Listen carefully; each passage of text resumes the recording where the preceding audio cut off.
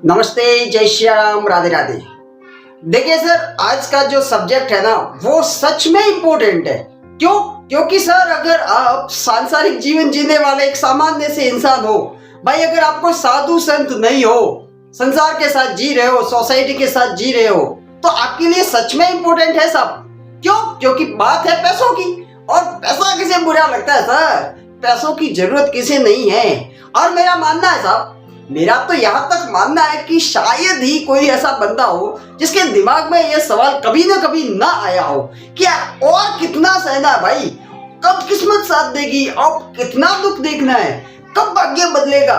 और इस चक्कर में बहुत बार तो कई लोग अपनी कुंडली लेकर अपना हाथ दिखाने के लिए, कुंडली बताने के लिए ज्योतिषियों के पास पहुंच जाते हैं और ज्योतिषियों से सलाह मशवरा भी करते हैं। मैं नहीं जानता साहब कि कौन क्या कहता है क्या नहीं कहता, वो उनका काम है, ठीक है। परंतु मैं तो सिर्फ यहाँ पे सीधी सीधी बात करूंगा जो मैंने एक्सपीरियंस की है कि सच में आप यह एहसास कर सकते हो साहब कि अब आपके अच्छे दिन आने वाले हैं। जी हाँ, आपके खुद के अंदर ऐसी कैपेबिलिटी भगवान ने पहले से ही दे रखी है, ऐसी क्षमता मौजूद है कि आप खुद से ये जान सकते हो कि भैया अब तो मेरे अच्छे दिन आने ही आने हैं, अब ज्यादा समृद्धि के दिन मेरे से दूर नहीं है, अब तो अमीरी को मेरे दरवाजे पर आना ही आना है। आप खुद ये जान सकते हो सर। इसके लिए क्या करना पड़ेगा, इस वीडियो में बने रहिए। मैं आपको बताने का प्रयास करूंगा कि कब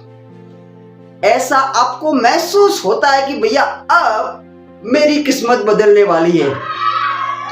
सर देखिए, जब आप कहीं पर जा रहे हो और आपको कोई सामने से जरूरतमंद बंदा मिल जाए, ठीक है, और उसे देखते ही आपके मन में बिना किसी फोर्स के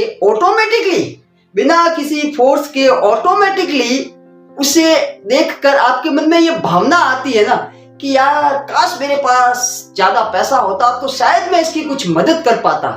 किसी गरीब को देखकर, किसी भूखे को देखकर आपके मन में ऑटोमेटिकली अपने पूरे मन से, पूरी अंतरात्मा से यह विचार आता है, यह भाव आते हैं कि यार काश मेरे पास ज्यादा पैसा होता तो मैं इस बंदे को खाना खिला पाता। सर अगर इस टाइप के ख्याल आपके दिमाग में आते हैं, किसी को देखकर, किसी बीमार को देखकर आपके मन में यह ख्याल आता है कि यार काश मेरे पास पैसा होता तो मैं इसे दवाइयां प्रोवाइड करवाता या फिर अस्पताल लेके जाता या फिर इसकी मदद करता। सर किसी गरीब को देखकर इस टाइप के भाव आना, किसी दुखी को देखकर इस प्रकार के भाव आना, चाहे वो कोई भी हो, इंसान हो, पशु हो, कोई भी हो साहब, कोई भी प्राणी मात्र, किसी को दुख में देखकर आपके मन में उसके प्रति निस्वार्थ भाव आ जाते हैं ना कि यार काश मेरे पास होता ना तो मैं इस बंदे की हेल्प जरूर करता।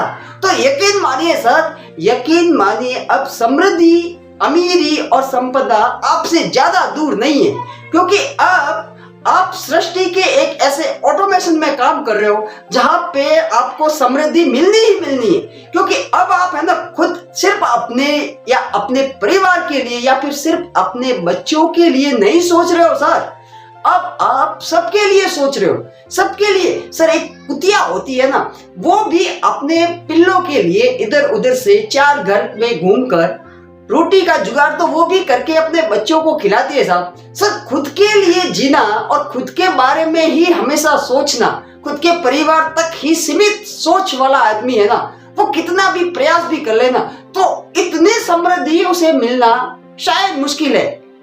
देखिए सर, सिर्फ मेहनत करने से कुछ नहीं होता है, मैं यहाँ पे क्लियरली बता देता हूँ साहब, क्योंकि दुनिया में ऐसा कौन बंदा है सर जो मेहनत नहीं कर रहा। हर कोई अपने अपने तरीके से मेहनत तो कर ही रहा है, परंतु रिटर्न सबको अलग अलग मिल रहा है।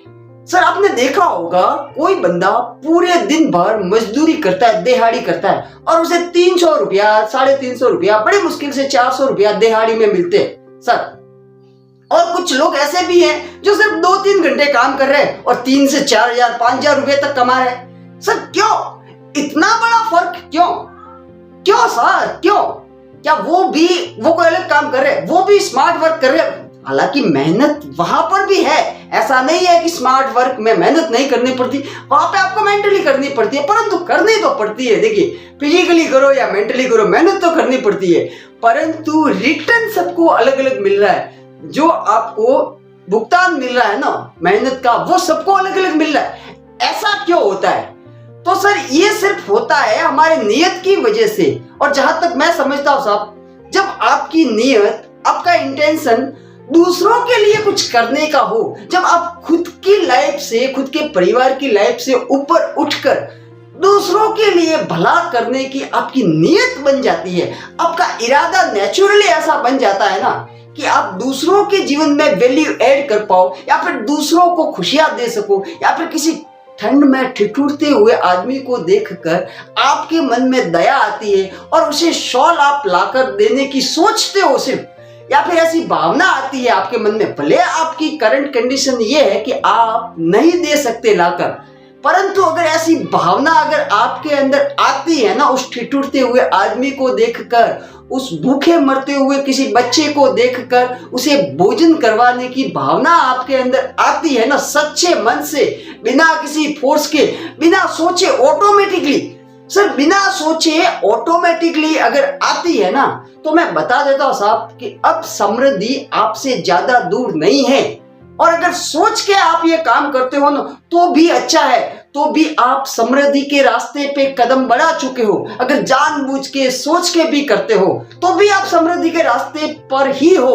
और अगर बिना सोचे ऑटोमेटिकली आ रही है, बिना किसी स्वार्थ के, बिना ये जाने कि मेरे को रिटर्न में क्या मिलेगा, तो यकीन मानिए सर, समृद्धि और संपदा अब आपसे ज्यादा दूर नहीं है। संपदा को, अमीरी को आपके दरवाजे की चौखट पे दस्तक देना ही देना है सर, देना ही देना है, क्योंकि अब आप ईश्वर का काम कर रहे हो। अब आप सबका सोच रहे हो साहब, सबका सोच रहे हो, और सबका सोचना तो सिर्फ ऊपर वाले का काम है। आप उसका काम कर रहे हो तो ऊपर वाला आप पर मेहरबान क्यों नहीं होगा सर, क्यों नहीं होगा? जरा खुद से आप सोच के देखिए ना। Thank you.